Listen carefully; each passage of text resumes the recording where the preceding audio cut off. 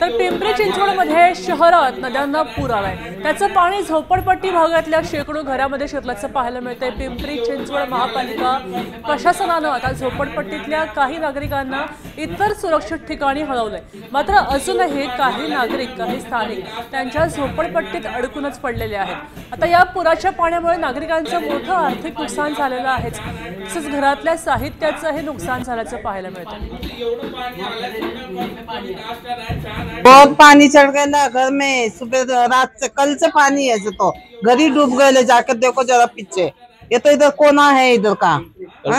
और पानी कोई आ रहा नहीं, ना कोई देख रहा। बोल के गया एक जना, आके बोल के गया कि पानी आएगा, तुम सब अपना निकलो करके।